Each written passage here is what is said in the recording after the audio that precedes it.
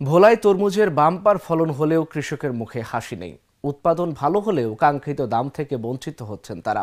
অথচ হাত বদলের পর বাজারে সেই তরমুজ বিক্রি হচ্ছে চড়া দামে। এতে করে ন্যায্য মূল্য পাচ্ছেন না প্রান্তিক কৃষকরা। ভোলা প্রতিনিধি মলাইদের পাঠানো তথ্যচিত্রে ডেস্ক রিপোর্ট। উপকূলীয় দ্বীপ জেলা ভোলার চরাঞ্চলে কৃষকের দিগন্তজোড়া বিস্তীর্ণ ফসলের ক্ষেতে অসংখ্য তরমুজ।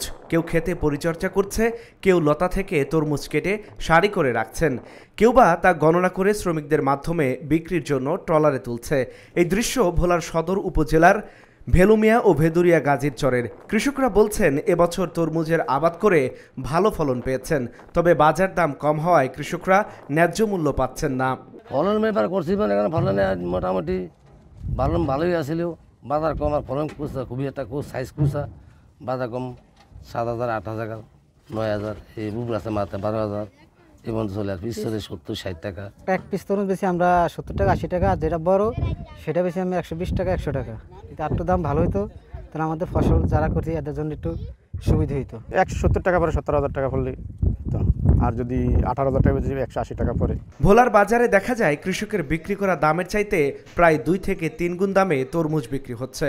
কৃষকরা আকার ভেদে মাঠ থেকে ছোট থেকে মাঝারি আকারের তরমুজ 70 টাকা থেকে 100 টাকায় বিক্রি করছেন, আর বড় আকারের তরমুজ বিক্রি হচ্ছে 170 থেকে 180 টাকা। এখন বাজার আছে, মাথা আছে 27,000, 28,000, নিচে আছে 7,000, 8,000, এই লেভেলে আছে। কিন্তু বাজার এভেলেবেল, এক সপ্তাহের ভিতরে মাল এভেলেবেল হয়ে গেলে মালের বাজার অনেকটা কমে যাবে। 8 থেকে 10 কেজি, আবার কোনোটা 7 কেজিও হয়। এই তরমুজটা আমাদের কিনা বর্ষে লিগা 25,000 টাকা, আমাদের খরচপাতি নিয়ে 3,000 টাকা আসে, 300 টাকা আসে হাতে। সব এই 300 টাকা পড়লে আমাদের এটা বিক্রি হবে লিগা 350 টাকা। তো 10 দিন পর মাল 200 হইতে 220 টাকা বেচা যাব, অনেক কমে যাবে বাজার। এখন ওটা রোজার মাস, ইফতারের জন্য মানুষ হালকা ছোটো মোটো টুকিন ইফতার করে শখ করে খা, তার জন্য একটু দাম বেশি।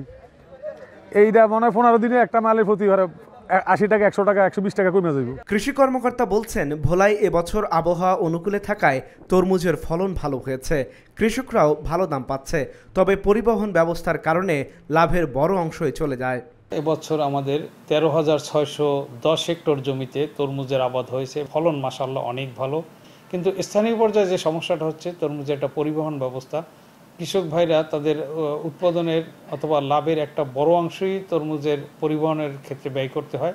এক্ষেত্রেও আমরা কৃষি বিপণন অধিদপ্তর, যারা সরাসরি বিপণনের সাথে জড়িত, প্লাস প্রশাসন, এদের সহায়তার যদি এই পরিবহনের বিষয়টা যদি একটু শিথিল করা যায় অথবা কোনো ক্ষেত্রে ভর্তুকি দেওয়া যায়, আমার মনে হয় কৃষক তার উৎপাদিত তরমুজের প্রকৃত এবং লাভজনক মূল্য পাবেন। ভোলা কৃষি সম্প্রসারণ অধিদপ্তরের হিসেব অনুযায়ী এবছর ভোলায় 13,610 হেক্টর জমিতে তরমুজ আবাদ করা হয়েছে।